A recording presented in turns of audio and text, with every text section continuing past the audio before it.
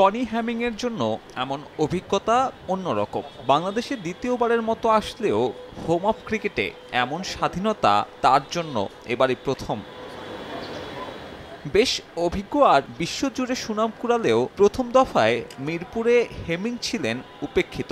Gamini D silver রাজত্বে কাজ করার সুযোগ পাননি এই অজি। হোম অফ ক্রিকেটে না পারলেও সিলেট চট্টগ্রামে তার কাজ নিয়ে স্তুতি ঝরেছে। স্থানীয় মাঠকর্মীরাও হেমিংয়ের কাছ থেকে শিখেছেন হাতে কলমে। যেখানে শেষ করেছিলেন সেখানেই শুরু। আগেরবারের তিক্ত অভিজ্ঞতা পেছনে ফেলে মিরপুরে প্রথম দিনটা কাটালেন ব্যস্ততায়। গ্রাউন্ডসম্যানদের সঙ্গে আলোচনা করে নতুন কর্মক্ষেত্র বুঝে নিয়েছেন এই অজি। তার এই প্রত্যাবর্তনের দিনেই ঢাকা ছেড়েছেন কামিনী।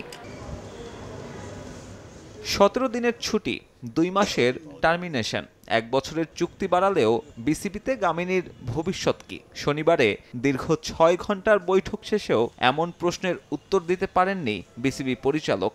এটা ইয়েতে দেখেন, সামনে দেখেন, কারণ জিনিসটা তো একটা আমরা তার উপরে একজনকে এনেছি। হ্যাঁ, সো লেট আস গিভ হাম সাম টাইম। হ্যাঁ, অ্যান্ড ডেফিনেটলি গ্রাউন্ডস কমিটি বসবে। হ্যাঁ, প্লাস মাইনাস সবারই তো আছে বলে। টনি হেমিংসও তো জানে কি তার ওয়ার্ক ফ্লো ও নিজে সেট করবে। হেমিংয়ের নিয়োগ ছাপিয়ে তাই আলোচনায় গামিনীর নতুন চুক্তি। 5.5 লাখ টাকারও বেশি মাসিক বেতনে বাড়ানো হয়েছে 1 বছরের চুক্তি। যদিও জুলাইয়ে এই চুক্তির সময়ে হেমিংয়ের বিষয়ে অনেকটাই নিশ্চিত হয়ে গিয়েছিল ক্রিকেট বোর্ড। গামিনীর একটা সীমাবদ্ধতা আছে, সেটা হয়তো অতিক্রম করতে পারেনি।